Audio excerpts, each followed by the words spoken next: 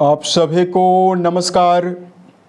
दोस्तों, कर्क राशि वाले जातकों का इस चैनल पे स्वागत है। इस वीडियो में हम आपको बताने वाले हैं कर्क राशि वाले जातकों के लिए साल 2026 में 1 से लेकर 7 जून तक का समय किस प्रकार जाने वाला है।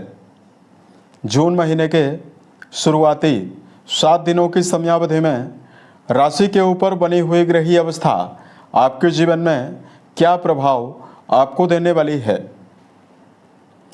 किन मामलों में कर्क राशि वाले जातकों को कम प्रयासों में बड़ी सफलता मिलने वाली है, वहीं कहां पर कर्क राशि वाले जातकों को संभल कर चलने की आवश्यकता भी रहने वाली है, ये जानकारी हम आपको देने वाले हैं। तो ये राशिफल कर्क राशि वाले जातकों के लिए ही बनाया गया है और आपकी चंद्र राशि के ऊपर प्रभावी है, तो आप इसे इसी आधार पर देखें।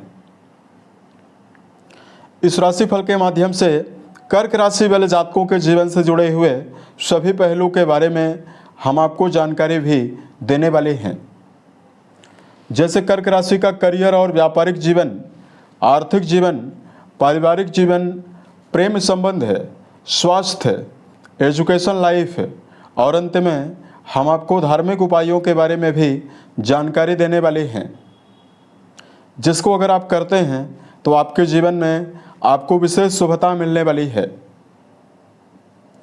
अब देखिए, सबसे पहले बात करते हैं 1 से लेकर 7 जून के बीच में ग्रहों में क्या बदलाव होने वाला है और राशि के ऊपर ग्रही अवस्था किस प्रकार की रहने वाली है।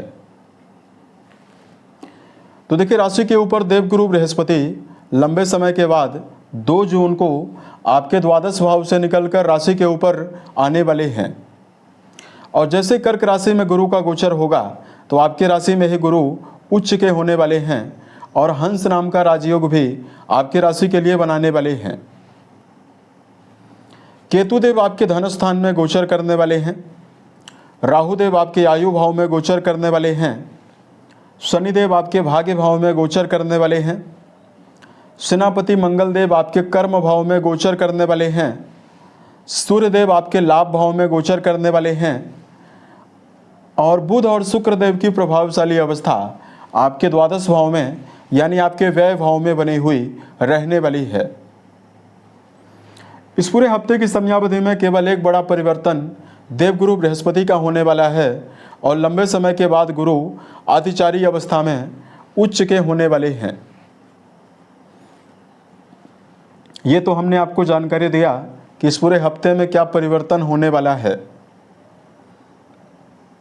अब आइए हम आपको बताते हैं किन मामलों में समय शुभता देने वाला है और कहां पर आपको इस समयावधि में संभल कर चलना है। सबसे पहले बात करते हैं करियर और व्यापारिक जीवन के मामले में समय कैसा जाने वाला है। कुंडली के 10वें भाव से करियर, व्यवसाय, प्रसिद्धि और मान सम्मान के बारे में विचार करते हैं। आपके कर्म भाव के स्वामी मंगल माने जाते हैं, जो कि कर्म भाव में ही दिग्बली अवस्था में रोचक नाम का राजयोग बनाकर गोचर करने वाले हैं।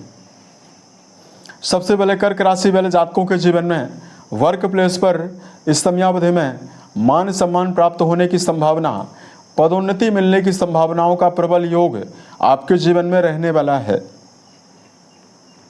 यदि आपको मानसिक रूप से लगातार फोकस की कमी का सामना यदि कर्म क्षेत्र के मामले में आपको मिल रहा है या करियर में आपको दबाव का सामना करना पड़ रहा है, तो इधर गुरु की उच्चस्थ अवस्था और इधर कर्म भाव के स्वामी का कर्म भाव में होना, यह आपके जीवन में मानसिक प्रसन्नता के साथ वर्क प्लेस पर प्रभावशाली उन्नति की संभावनाएं को आपके जीवन में देने वाला है।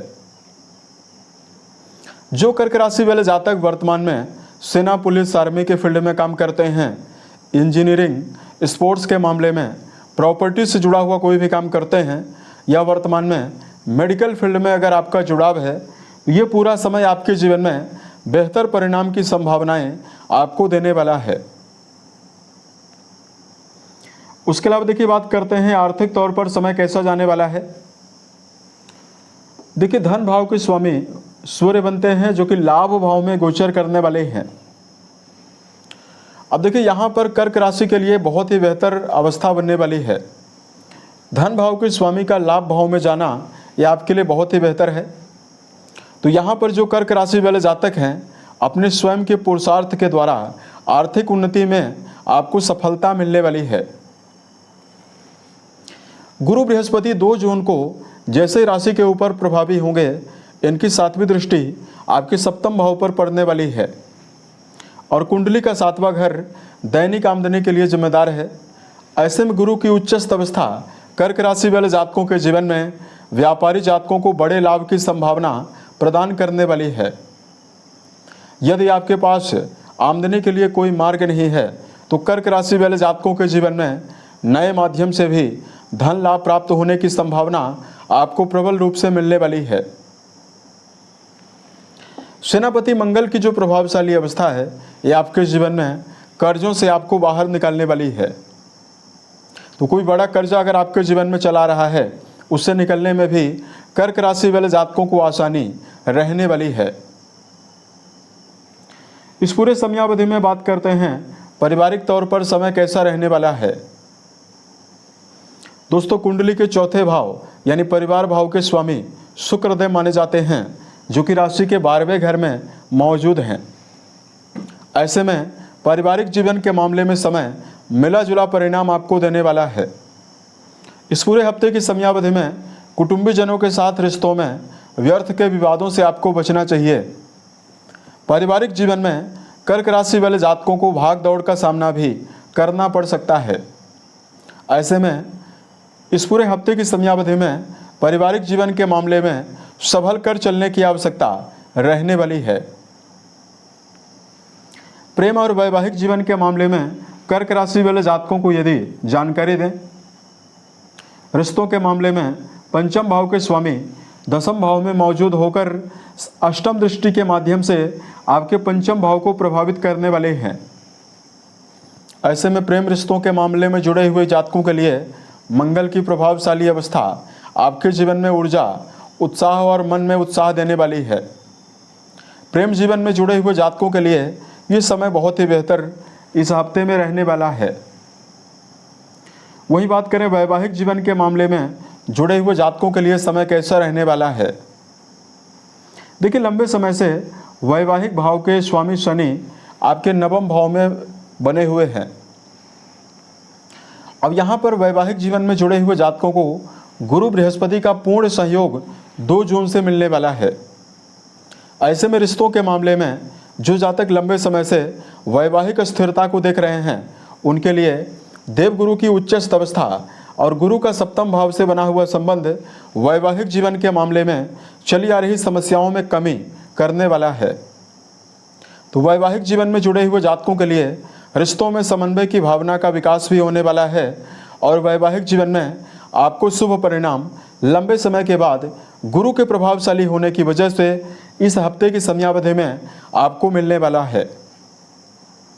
यहाँ तक कि जो कर्क राशि वाले जातक अपने जीवन में नए विवाह की कामना लेकर चल रहे हैं, उनके लिए अविवाहित जातकों के लिए नए वैवाहिक प्रस्तावों के आने की संभावनाएं भी आपको प्रबल रूप से मिलने वाली है।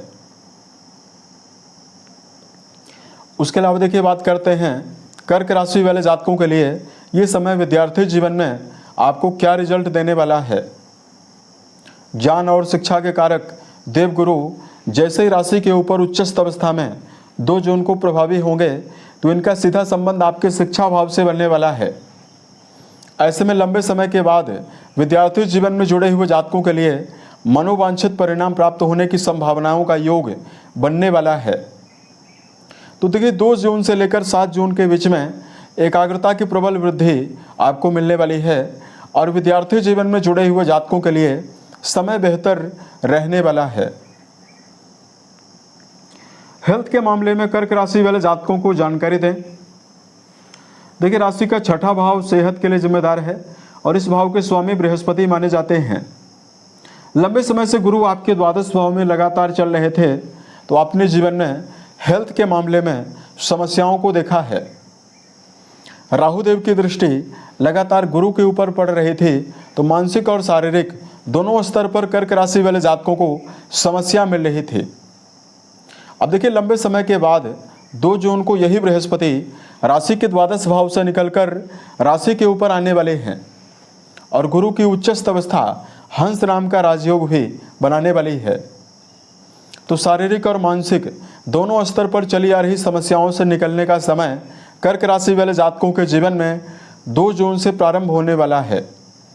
यहाँ पर कोई बड़ी व्याधि, गैस, अपच की समस्या या वर्तमान समय में हार्निया की बीमारी, पीलिया की समस्या, या जो कर्क राशि वाले जातक वर्तमान में पेट से जुड़ी हुई किसी भी प्रकार की समस्या का सामना कर रहे हैं या डायबिटीज की समस्या का सामना कर रहे हैं, इन सभी बीमारियों के ऊपर गुरु का आधिपत्य है और देवगुरु की प्रभावशाली अवस्था इन बीमारियों से आपको बाहर निकालने वाली है।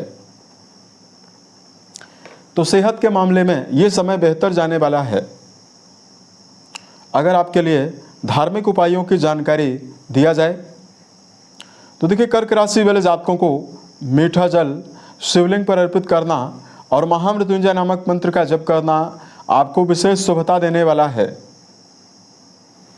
राशि के स्वामी चंद्र बनते हैं, ऐसे में बेजुबान जानवरों में गायों के लिए यदि आप हरे चारे का प्रबंध करते हैं तो आपको विशेष शुभता मिलने वाली है। साल 2026 के सभी महीने आपके जीवन में बेहतर परिस्थितियों का निर्माण करें और आप सफलता के सभी मुकाम को टच करें, इसी कामनाओं के साथ मैं अपनी वाणी को विराम देता हूँ। ओम नमः शिवाय।